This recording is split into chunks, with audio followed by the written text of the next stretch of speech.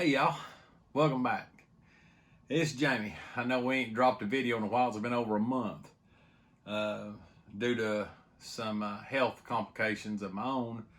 I'm gonna be having a heart ablation before long, but in April. But good thing is I get to get opening weekend of turkey, so we should be able to bring Turkey 2021 to y'all. But I want to talk to you today. I've had several people ask about what kind of cameras, how we set up, when do we use them, and so we rode down to the lease and we put some out. So usually what we do is we run cameras about a month before turkey season and we'll put out corn. In the state of Tennessee, you're allowed to put out stuff, attracting or whatever, but you can't have anything out before 10 days before season. So season's open April 3rd, and juvenile weekend is the weekend before that, so it'll be the 27th and 28th. So 10 days before that, we can't have anything out. So, or it's the 28th and 29th, so I think it's the 17th we have to have it up. Today is the 12th. But basically what we do, we go put some out, and it also helps us with deer too, because we get to see what deer made it, when they're shedding, and here in Tennessee, they don't lose their sheds most of the time till the end of March. I think they actually push them off. But anyway, going to go through a few things. So we'll jump into UTV and show you some of the setups, and I'll show you some of the cameras. As you can see here, Kayla's helping set the muddy double post up. So we're going to have two cameras, facing different directions, so that we can pick everything coming up on that saddle. These stands are super handy because, for number one, you can adjust it up to 6 feet if you want to and tilt them cameras forward. Everything's fully adjustable. You can cover 360 degrees, the whole field. And as you see here, you'll be seeing in my video, my countdown, which ones, 5 through 1, but both of these are MOULTRIE A series, the series I'm going to be showing you. Now, we got these set up in position where we wanted the right height. Yeah, it's a little lower for turkey, but the UTV's probably 15 feet away, so we're going to put some corn out here in front of it and see what happens. Right. Okay. When I first started, I had MOULTRIE cameras. That was the main thing. They were really the most popular, late 90s and stuff. Or I say late 90s, early 2000s. And most of them had C batteries, D batteries. There's a flash camera. The batteries didn't last long. They took pretty good pictures. Didn't really seem to spook the game any. But, and a matter of fact, I still have two MOULTRIEs. I have a black one and a tan one. And I use them from time to time. Of course, they were a lot bigger, a lot bulkier. And with trail cameras coming on like they do now, you're getting them in a lot smaller packages, AA batteries and stuff. But we're not affiliated or sponsored in any way with any cameras. So I'm going to show you some of mine, kind of my top 5 favorites that I have. So I'm going to start backwards, or I'll start at 5. So this camera here, it has some really good features. It's not that great a quality camera, but it's a Simmons. And it's one of the cheaper cameras. Tractor Supply run a sale on these on Black Friday. You could get 4 of these in a pack for $100. It come with the straps, come with 4 SD cards, and come with the camera. It holds 8 AA batteries, 1.5 volt. And the clasp is a little janky, but the reason I've got this in my top 5 is because, number one, the price. Number 2 is the different options to hold it on the tree. So you've got, your cable locks you can get from Muddy or whatever you prefer. It also has, you can run 2 through, you can mount it here or mount it through these eyelets. Now, it has the slots too for straps, for you to put a strap on a tree. It's not lockable. If you leave them out all summer, it will dry rot. I had some Primos that was almost identical to this, and the clasp broke off after the camera kind of swelled a little bit. So, But I use these cameras for like security stuff or just quick throw up cameras that you can just take, leave them in the side by side. They're so small. Take them in a Pioneer. If I see buck rubbing somewhere, I see a buck making scrapes, I'll take this camera and put it up, you know, real quick, leave it, or I'll use it for security cameras on entrances where I think people's coming in the lease or, you know, whoever's coming in. So this Simmons, I'm not sure what model it is. It says it's a 12 megapixel Simmons trail cam. So watch your, and I actually got this, the Black Friday was 100, but I actually got this after Christmas, and I paid $69 and got 4 of these. And so far, they've been really good cameras. So that's will be my number 5. My number 4 camera is a stealth cam.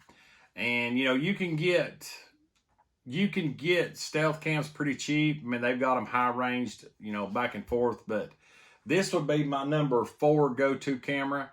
There's got several things going for it. It does have a lockable collar on the back. So if you don't want nobody getting in the face of it, or you think somebody's getting in there, everything is accessed by the bottom.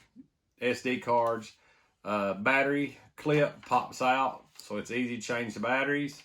Battery life on this is really good. The night pics was not quite what I was thinking they would be, but yet alone, I got this off Marketplace a whole lot cheaper than, you know, it's what I paid for some other cameras. Actually, I only give $10 for this. I just happened to catch a guy post it, run straight over there. It's a town over, and grabbed it.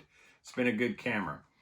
The pros of it, you can run a strap on the back, or you can do the cable, muddy cable or whatnot, strap through it plus lockable. And the other thing that I like about this one that the Stealth don't have, or the Simmons don't have, is it has I think it's, you know, you can put it on a tripod, but they have these little tree screw-in. HME makes them, several different people, Muddy makes them, and it saves you from strapping and everything else, makes access really easy. It goes from the bottom, and you can take and turn it anywhere you want to. Most of my hangers are in the woods. I might have 1 or 2 over here in the gearbox, but I just wanted to point this one out. This has been, especially what I paid for it, it's been a real good camera, but this would be my number 4 camera. Number 3, this camera kind of shocked me. My daughter bought me this for Christmas a couple years ago, and I put it out, and I was really surprised at the quality pictures that it takes at night during the day, and it seems to have a pretty sensitive 60 feet or better trigger. It don't take a bunch of wind pictures and just different things as much as the Simmons did. But this is a Tasco. I think it's an M12. And Walmart sells them. I think they're usually about $38 for the 12, or maybe this is the 14.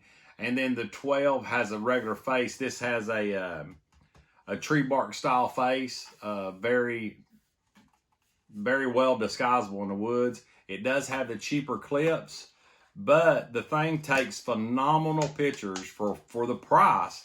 It takes phenomenal pictures, and you know, it's super affordable. Well, you've got the Muddy or whatnot cable through. You can mount it with straps. It's universal, but this is definitely one on the list. Pros of it, takes great pictures. Cons would be the cheap latches on the side, but it's a really good camera. I'm really pleased with it, and probably will be getting more of these. My number 2 camera, I just got these last year. Rural King run a special on them, and it's a MOULTRIE. I've always liked MOULTRIE in the past. It's an A series, and it's one of their lower end series. I do like the latch on the side. It latches good. It also is AA batteries. I got the same setup as the Simmons. It takes really good pictures. The only downfall I've seen to this camera is I've had trouble with other SD cards that wasn't MOULTRIE SD cards. Not really sure what that's the deal with.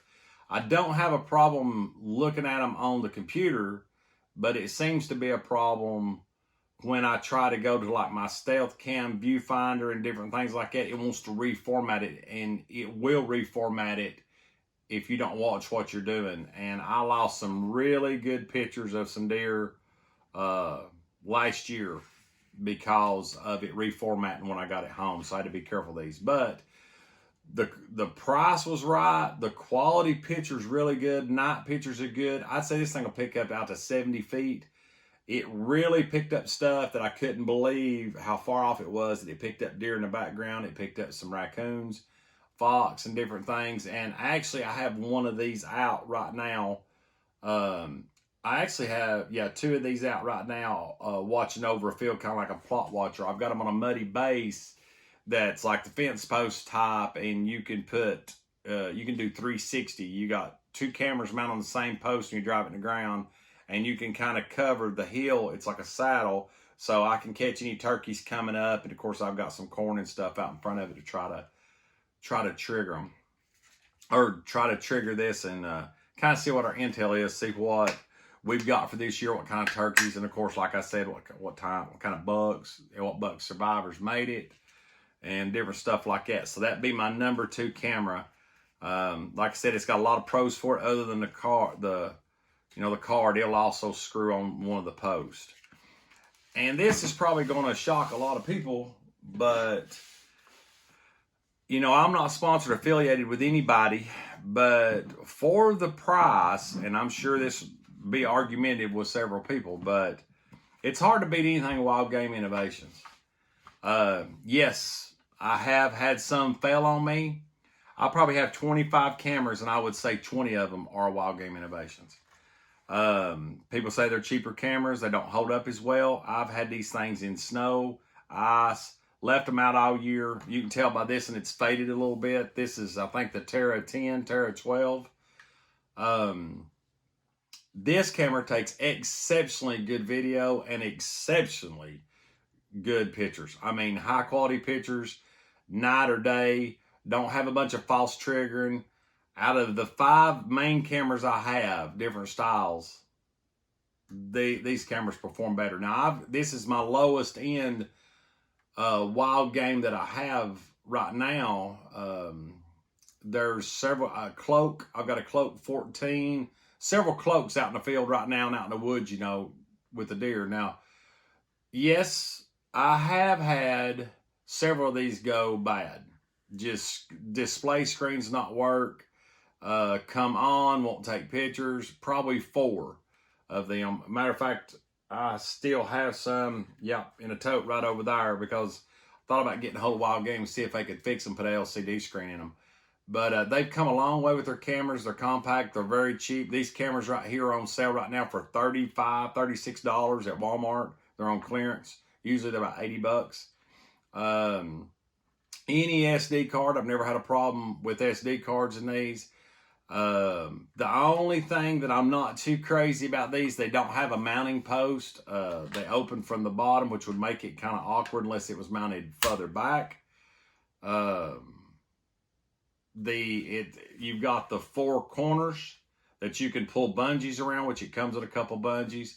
But this model does have the strap through, so you can actually put a strap on this, but it comes with bungee cords. On this video, you'll see, us going and putting them out and where we mount them, and then I'll show you what pictures come off of them. But these are really good. These are really good cameras. Yeah, they have their downfalls. Probably the only con to this is the LCD screen and not having the mounting plate to be able to put on an easy hanger or whatnot. But very good quality cameras. Now, you'll see, I'll show you some pictures right here. This buck in particular is a buck that was in episode 4 or 3. I'd have to go back and look. It's one of them, it's named Buck Encounter. And I nicknamed him Cardiac. And the reason I named him Cardiac is because I missed him with a bow on the velvet hunt, as y'all seen in episode 1. I'm pretty sure it was the same deer. But then I seen him again in episode 2.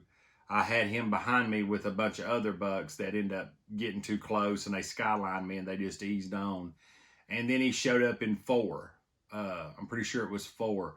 And I drawed on him 6 times. Now, in the video, he's a lot, you know, looks a lot healthier, a lot thicker beamed and stuff. But he's actually not. Now that these pictures here, you see that he's got a good frame. He's got potential. He's 2.5-year-old this past hunting season. So he'll be 3.5 by next hunting season. I'm hoping he really blows up into something big, or, you know, really shows up. I'll be looking forward to find him. I think he'll make the hit list. Now, in these sets of pictures, you'll see some of the toms we've got. Now, both of these are off the same similar style camera. One of them's off a Terra 10 and one of them's off a Cloak 14.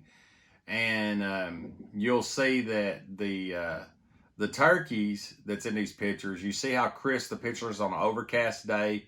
One set of pictures in an open field, one's in the woods. But you can see just kind of what, and that's from a 4-year-old camera. So yeah, the way I see it, if you get good intel, good quality pictures from a camera, then it's worth, if you play your cards right, you can get these cameras cheap. I mean, you know, you can catch them on clearance when everybody's taking them off, or catch them on Black Friday sales. But we always try to hang, I'm 6 foot, and I always try to hang the cameras, you know, right at waist high, pocket high. And so 3 foot off the ground, 3.5 foot, 3 foot off the ground. And that way you can catch the image of a deer. You still don't cut its head off, and you don't really crop its feet off too, according to how close they are. And the same way with the turkeys. You know, if you're going to put something out, some kind of feed or something out for them, it needs to be by 10, 12 feet to where you can see, or you're just going to have a turkey's head sticking up. But anyway, I had a lot of questions about, you know, on social media, on Instagram, Facebook, Piney Life on Facebook, and different people personally messaging me is like, you know, what kind of cameras are you using? You know, are they this, are they that? But really, man, it's the bang for the buck. It's what you can get it cheap for. Any camera that fits your budget that will get you intel and work for a year, you really can't complain if you get it for a good deal. So just start playing with your cameras. You've got several options here. 3 of the 5 had the post mount. You know, if you're planning on mounting them in the field, you're going to put them on a T-post, then you could probably just go with a strap. If you're going to try to screw them in with a tree like a HME or a Muddy or some style bracket that your camera sets on, and you can, you know, 180 degrees with it, then you're probably going to want to go with something that has the screw-in port on the bottom. But I hope this answers the questions of the people that's been asking questions. And, you know, because there is better cameras, and you can spend a whole lot of money. But in the end, we're going to have them out in the field in the rain, the snow, the sun, and beating them up. And some of them are going to be left out all year because God knows I forgot some before. But I hope this helps. If you're like what we're doing, please subscribe and like. Hit that bell for notifications. And if you're interested in watching more from Piney Life, pick one of these 2 videos right here to watch. And as always, God bless. And we'll catch you next time. See you. Yeah, get back in here. I want to slide down. Hold me, Mama. Hold me, Mama. Oh, God. That's how you cram 4 in.